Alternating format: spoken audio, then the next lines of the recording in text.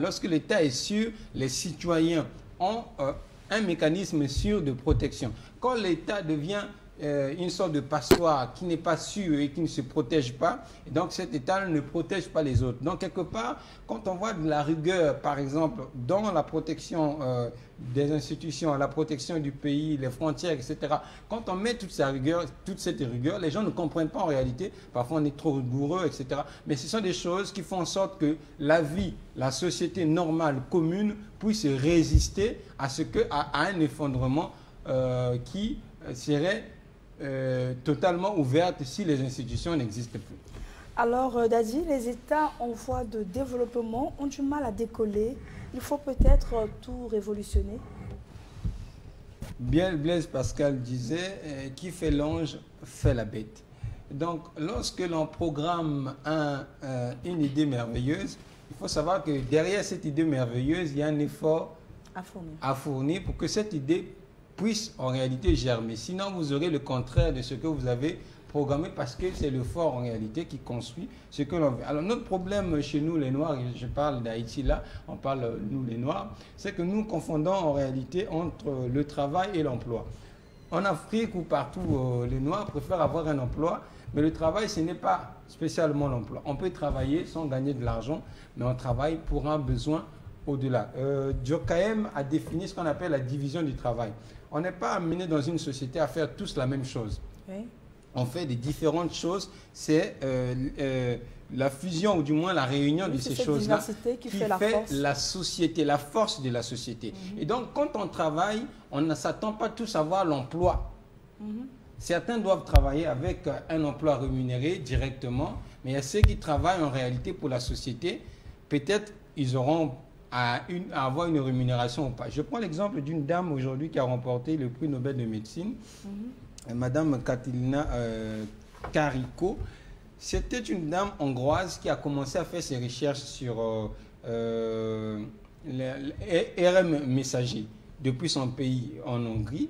Depuis son pays, personne ne l'a soutenue. Elle est obligée d'aller aux États-Unis pour le faire. Elle va aux États-Unis dans une université. Elle commence des recherches. On estime que ces recherches ne rapportent strictement rien. L'université ne la soutient plus. Elle continue à faire.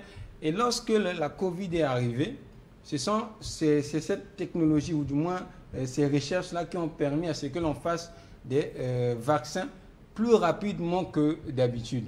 Et donc, aujourd'hui, là, ce travail hier qui était négligé, c'est ce travail-là qui est récompensé par un prix Nobel de médecine, mais surtout c'est ce travail-là qui a permis à ce que beaucoup de gens soient sauvés à travers des vaccins qui ont été réalisés très rapidement. Donc le principe du travail, c'est le principe de la souffrance. On ne travaille pas seulement que pour son bien, on travaille parfois aussi pour le bien de la génération future, et c'est ce que nous les Noirs, nous devrions principalement comprendre. Parfois, on peut vivre, ne peut profiter de son travail, mais son fils, ou du moins la société qui viendra après, aura le bénéfice de ce que nous avons fait. Deuxième élément, c'est que nous sommes en gros, dans ce premier élément, donc, tu invites les gens au bénévolat. J'invite pas les gens. Être volontaire. Je n'invite pas les gens au bénévolat, j'invite les gens à avoir le sens de l'histoire, pas le sens du présent, encore moins du ventre. Le ventre peut être insatisfait, mais l'histoire peut être satisfaite de votre rôle.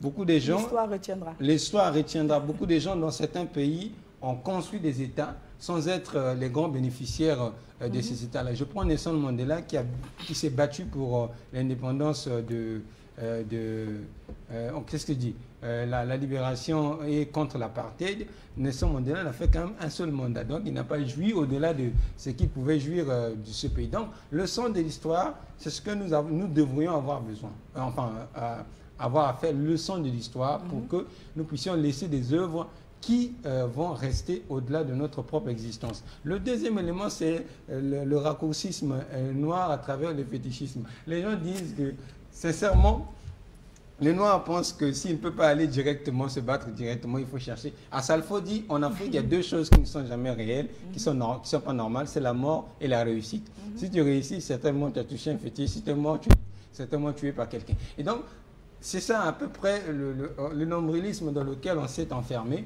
Et on s'est dit que pour réussir, il faut chercher des stratagèmes, etc. Mais parce que ici, là, si je ne travaille pas, je ne parlerai pas comme on délai, parce que j'ai trouvé un fétiche. On participe tous aux Coupes du Monde. Et je m'adresse là à Staline. C'est pas parce qu'on a touché toutes les fétiches du monde qu'on va remporter les Coupes du Monde. D'ailleurs, en Afrique, on n'en a jamais eu. Donc, tout ça sont les problèmes qui, aujourd'hui, chez nous, doivent être balayés. Parce qu'on doit savoir qu'on doit travailler. Et c'est même ça qui a occasionné notre assujettissement. Aujourd'hui, les Blancs sont venus nous coloniser. Les Blancs, vous savez, un Européen, s'il est un chercheur africain, il connaît l'Afrique mieux que vous. Nous autres, on prend les Européens comme des amis, on ne les prend pas comme des adversaires. Eux, ils nous prennent comme des adversaires. Ils comprennent du bout des doigts notre société et ils nous manipulent. Nous ne comprenons pas leur société, on ne fait pas l'effort de les comprendre, on ne fait pas l'effort de les maîtriser, on prend seulement les évolutions qu'ils nous apportent, technologie, téléphone, on est content, on prend des photos. Mais historiquement, on ne sait pas de maîtriser tout ça pour qu'on puisse s'approprier et peut-être déjouer les plans qui sont effectués. On parle de cette technologie où on met des vidéos, des petites vidéos, etc. J'ai lu quelque part que TikTok, même en Chine, c'est pas comme ça. Mais personne ne sait. Nous, on se contente juste, on met notre vidéo, on danse, on fait bouger le corps, etc.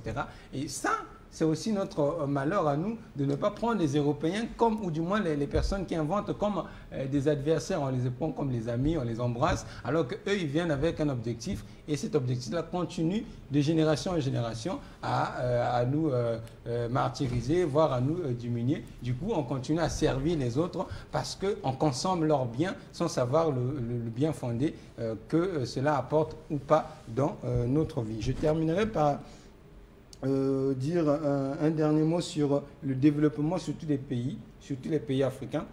Vous savez, un développement en une certaine immensité ne se fait même pas avec un seul pays. Je prends, par exemple, en Chine, il y a une région, j'ai lu ça quelque part, une région qui a 1 million de kilomètres carrés, une région, oui. 1 million de kilomètres carrés, plus de 100 millions d'habitants.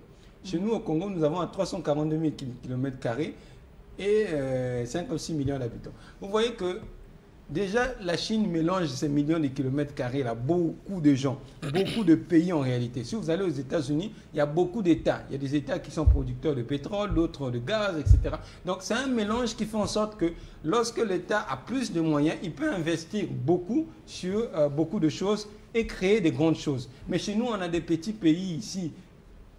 Avec notre petit budget de 2000 milliards aujourd'hui, vous pensez que vous pouvez créer quelle industrie avec les petits budgets? Il faut qu'en Afrique surtout, on arrive à faire des projets d'ambition commune. C'est-à-dire qu'on peut se dire qu'en Afrique, on a besoin de développer un secteur de la haute technologie. On choisit un pays, tout le monde investit. À partir de là, vous aurez l'argent pour arriver à cela. Mais si c'est chacun à sa manière et individuellement, on va se faire des petits projets parce que finalement, les Européens même ont compris cela. Malgré que ce sont des vieux États, ils se sont dit on ne peut pas rester comme ça.